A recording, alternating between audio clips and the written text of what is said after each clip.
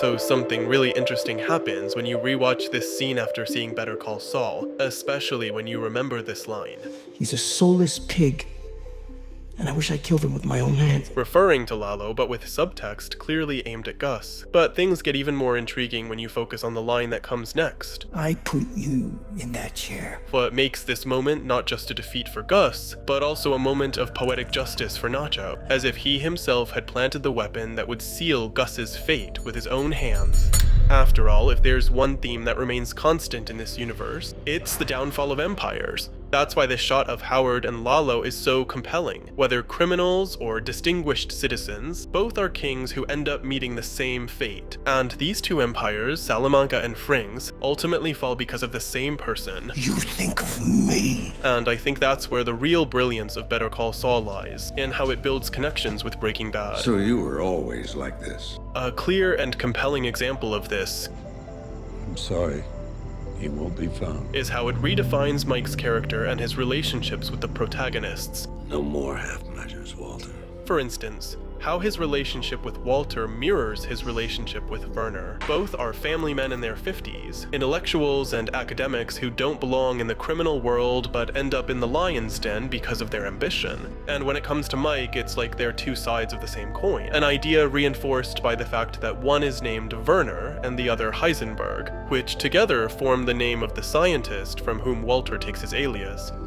Is there no other way, truly? But the parallels don't stop there, because while one built Gus's lab, the other ends up destroying it, and they even find themselves in similar situations with Mike, where he plays the same role. I'll cook for free, and there won't be any more trouble, I promise you. No. Okay, if I could just talk to Gus. No. I know I can make him understand. Please, if I No. could talk to Gus, Walter. I can convince him. And they okay? deliver almost identical lines. Let me speak to Mr. Fring. I will explain everything. I will make him understand. Both have conversations with a third party from a distance. Werner trying to save his wife's life, Margarete, hör mir zu. and Walter making a call that leads to Gail's death. Jesse, do it now! Do it, bitch! Do it! And what's fascinating here is that Werner's death isn't just a turning point for Mike, Thank you, my friend. where he's forced to coldly execute someone he'd grown close to. I chose a half measure when I should have gone all the way. It also gives Walter a new dimension when you view Breaking Bad from Mike's perspective, because it's impossible for Mike not to think of Werner when he sees Walter. I'll never make that mistake again. Almost like a ghost from his past haunting him. And in the end, that ghost does come for him. In that sense, Mike's death becomes a poetic way to close the circle. And I mention this because if this scene marks the death of his humanity, and this one his physical death, with Walter serving as the embodiment of guilt, then Jesse is the opposite, a second chance for Mike, one he never had with Nacho. I'm out. Once again, they're two sides of the same coin but meet opposite fates. Jesse escapes to the cold of Alaska, while Nacho is consumed by the scorching heat of the South. But he does have a chance at finding peace through sacrifice. And that's what I want to talk about today, how Rock and Hard Place serves as a perfect ending for Nacho. Maybe that's why the episode begins almost like a grave scene, where we see two key elements. First, a blue flower growing among the weeds, a clear symbol of redemption possible in the most unlikely places, and then the piece of crystal Nacho used, connecting him to that flower.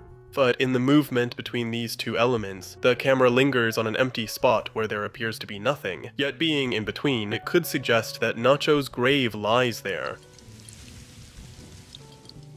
Especially when everything is soaked by the rain, a symbol of purification that recurs throughout the entire episode, because that's what it's about, how Nacho seeks to atone for his sins before his death. That's why the first thing he does after getting out of the truck is hide in an abandoned oil tank.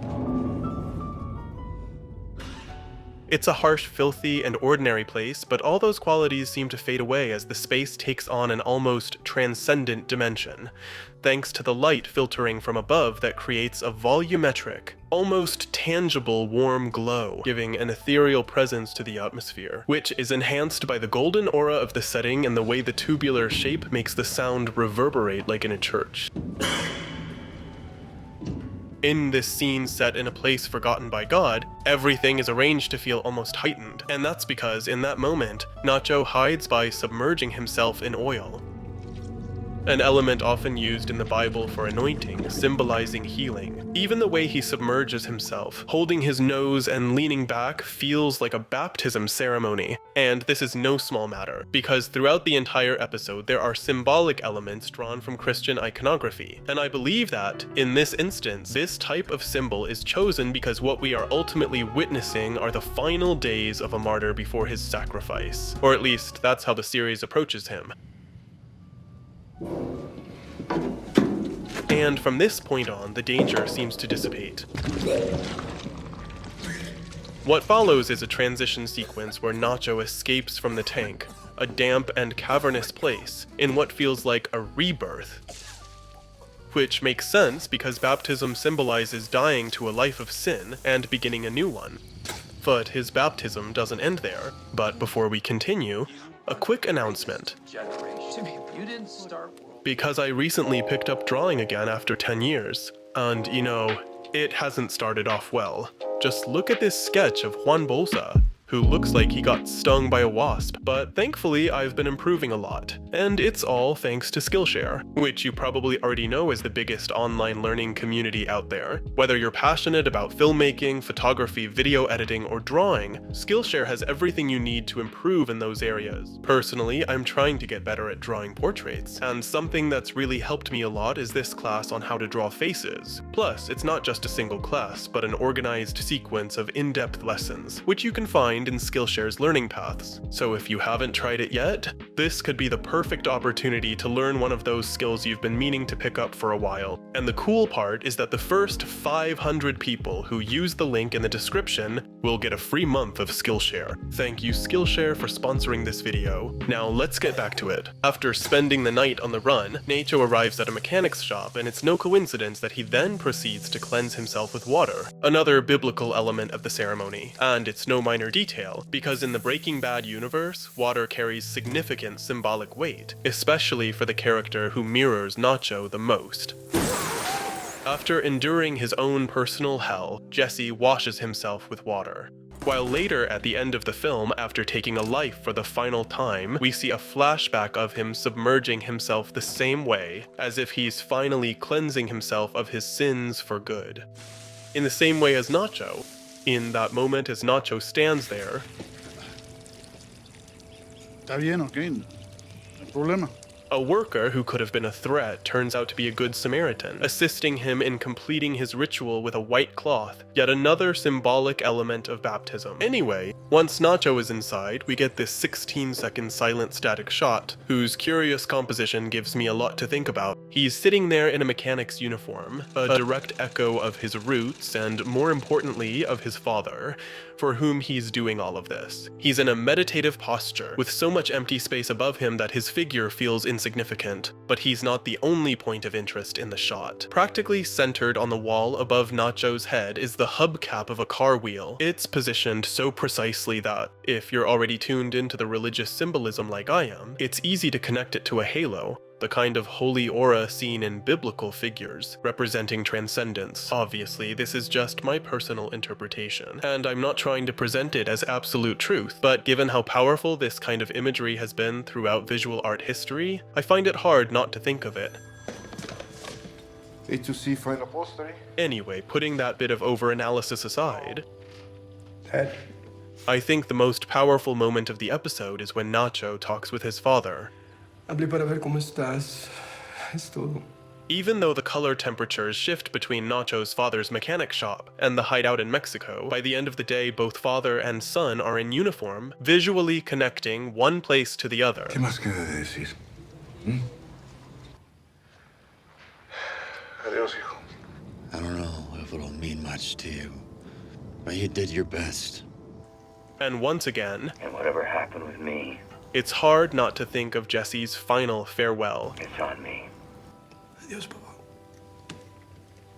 This final goodbye shows Nacho crying at the edge of the frame, making the shot feel unbalanced, much like his state of mind or his internal chaos, and his final posture with his hands clasped together resembles a prayer stance, We don't know if he's actually praying or not, but the image brings that idea to mind, especially with the crucifix in his hand. And this feeling is reinforced by the poster of a virgin behind him, making his surroundings feel almost like an altar. And if we return to the idea of a martyr about to make a sacrifice, this moment could be seen as Nacho's final display of weakness and doubt. Do I have to die?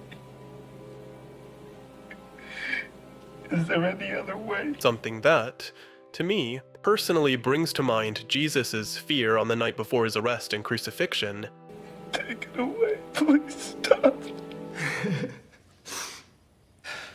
But if this is Nacho's final moment of weakness, everything about him changes afterward. Is that bastard with you? By accepting his fate, the image transforms from unbalanced to stable, and he becomes a commanding presence in the frame, centered and shot from below, with compositional lines that highlight his strength.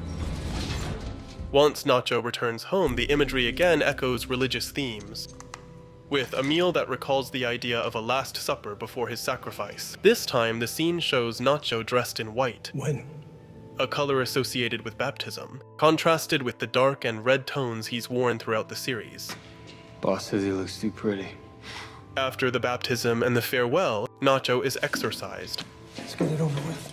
Even knowing he'll face physical torture one last time, he stays calm. Once again, he goes through all the stages of a martyr: purification, fear, a Last Supper, and now physical punishment. Finally, only the last step remains: the ultimate sacrifice. And here we arrive at Nacho's fate, which is essentially the fate of all Breaking Bad condensed into one scene. Who are you? The idea of tragic irony is clear in how Nacho's ending is cyclical, because whether it's intentional or not, there's something undeniably ironic about him now being the one kneeling and bound in the desert, answering to the Salamancas. One last chance. Who?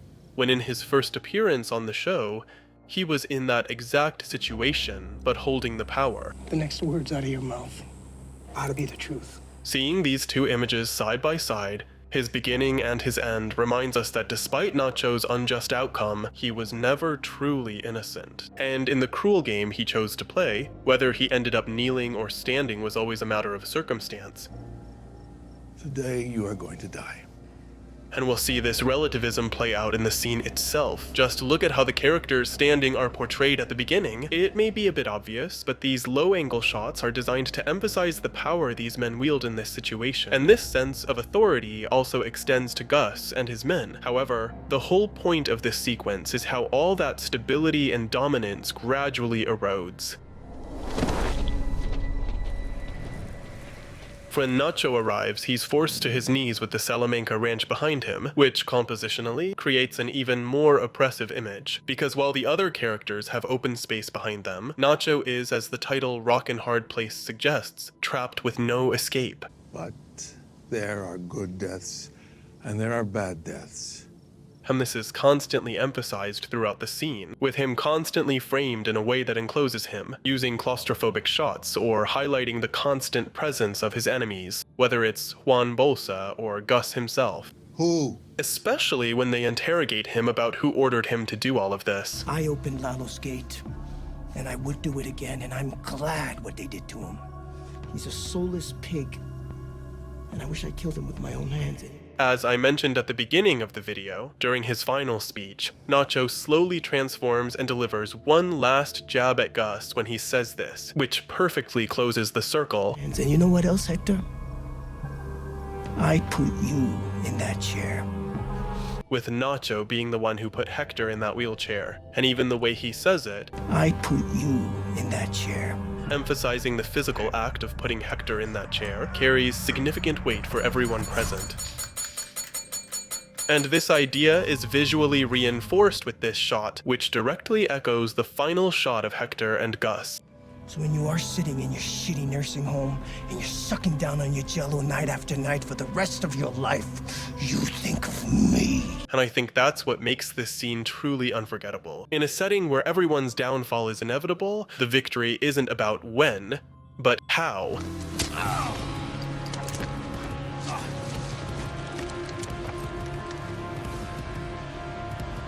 In that sense, the way Nacho goes out, accepting his fate in a world where everyone else seems to be running from theirs, might be the most dignified way to go.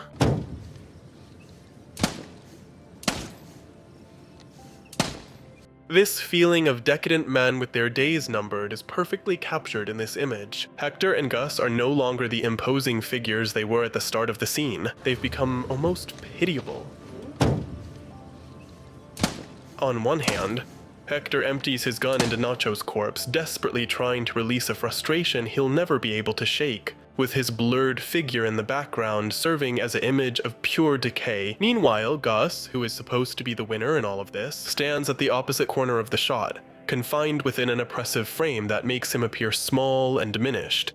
And this sense of entrapment will continue in the following episodes, as Gus's paranoia about Lalo's plans reaches a fever pitch, exposing him at his most vulnerable in the entire series. Maybe he survives this time, and maybe he'll survive the next. But in the end, it won't matter. Like Hector, he's been bitten by a rabid dog, and that kind of madness slowly eats away at you.